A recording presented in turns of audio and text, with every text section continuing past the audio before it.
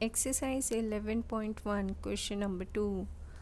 Construct a triangle of sides 4 cm, 5 cm and 6 cm, then a triangle similar to whose sides are 2/3 of the corresponding sides of the first triangle. हमें एक triangle draw करना है, पहले 4 centimetre, 5 centimetre, 6 centimetre का. फिर एक similar triangle draw करना है जिसकी साइड्स 2/3 है इस गिवन रेशियो, गिवन साइड से. अगर न्यूमरेटर छोटा है और डिनोमिनेटर बड़ा है तो it means it is less than 1, क्योंकि जब आप डिवाइड करोगे तो आपको डेसिमल लेना पड़ेगा. Obviously it is less than 1, तो जो ट्राइंगल बनेगा वो छोटा बनेगा. Now I will take line segment first here. आप कितनी भी पहले लाइन सेगमेंट यहाँ ड्रॉ कर लीजिए. Then in a compass take a measurement of 6 centimetre. 6 centimetre. मैं हमेशा बेस बड़ी साइड लेती हूँ जिससे थोड़ी सी फिगर और साफ बने. Otherwise you can take any base. Then from the end point draw an arc. So mark this point as A and this point as C. Now in a compass take a measurement of 4 centimeter. 4 centimeter लेंगे आप और फिर C point से cut कर देंगे, या आपकी wish है आप A पॉइंट से भी ले सकते हो, कोई प्रॉब्लम नहीं है. Again you will take a measurement of 5 centimetre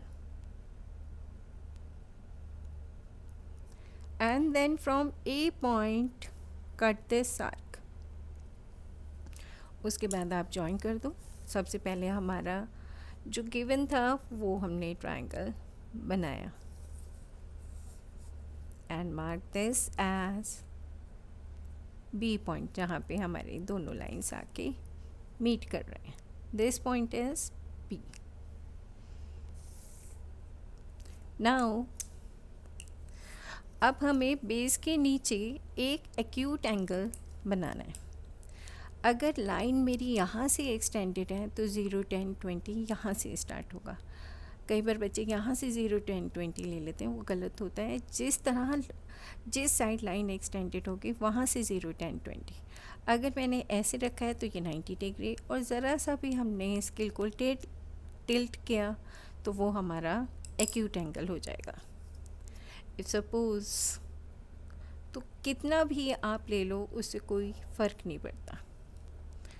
अब न्यूमरेटर या डिनोमिनेटर में से जो भी बड़ा होगा, 2 या 2/3 है और यहाँ 3 बड़ा है, तो आपको 3 इक्वल आर्क्स लगाने हैं यहाँ पे ऑफ एनी लेंथ.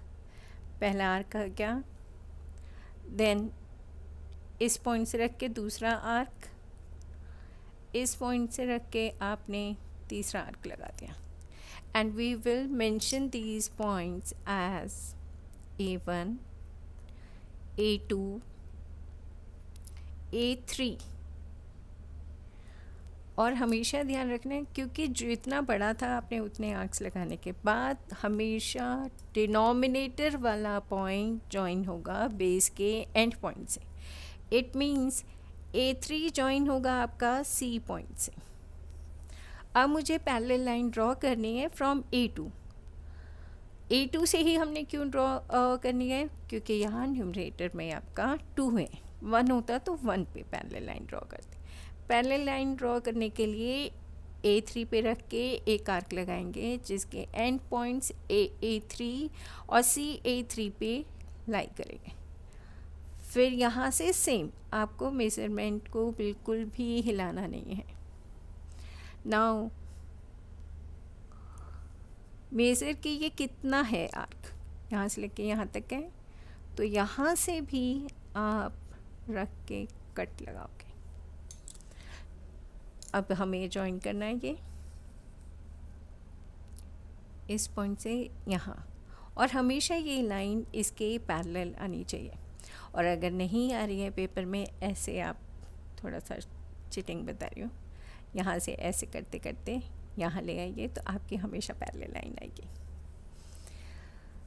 ये हम सी डैश मार्क करेंगे। अब सी पॉइंट पे कोई सा भी आर्क, ज़रूरी नहीं है जो आपने A3 पे आर्क लिया था वही आर्क आप यहाँ लो। फिर यहाँ से एक arc and don't disturb the length, ये मेज़र करेंगे, यहाँ से ये कट लगाएंगे and again you will join, जो कि पैरेलल लाइन आएगा हमेशा इसके। जॉइन हो गया। Mark this as A B dash. तो हमें पेपर में लिखना ज़रूरी होता है रिक्वायर्ड ट्राइंगल, क्योंकि जो कॉपीज चेक कर रहा है उसे कैसे समझ आएगा कि रिक्वायर्ड ट्राइंगल आपका ए बी सी था या A B dash C dash था। A B dash C dash. Now we will write down justification.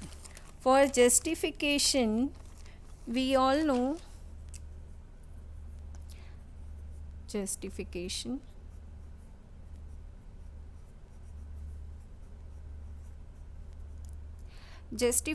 में मैं लिख सकती हूँ कि in triangle A B C and A B dash C dash, सबसे पहले आपका angle B A C equals to B dash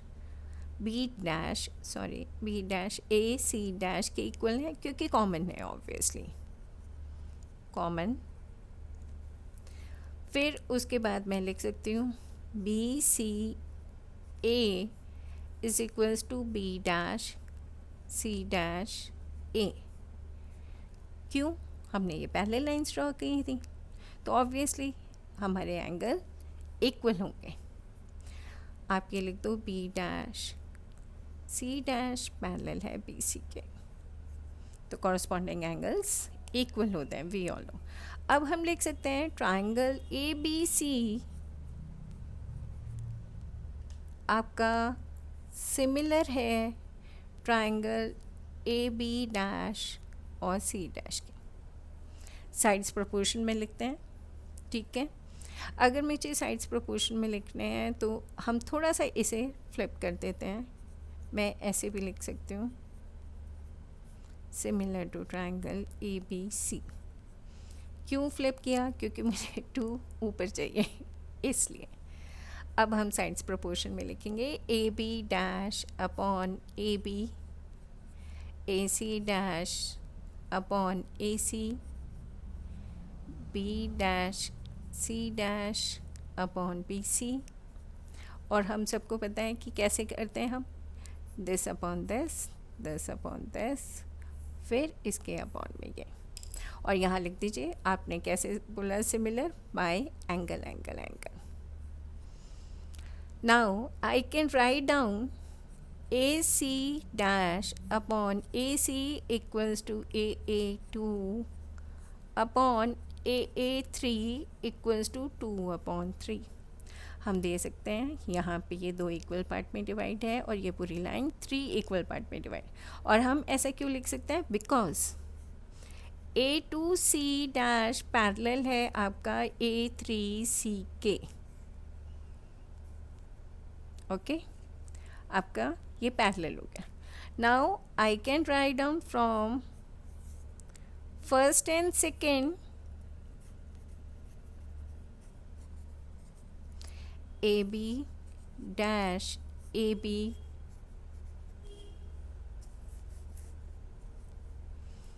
equals to AC dash upon AC,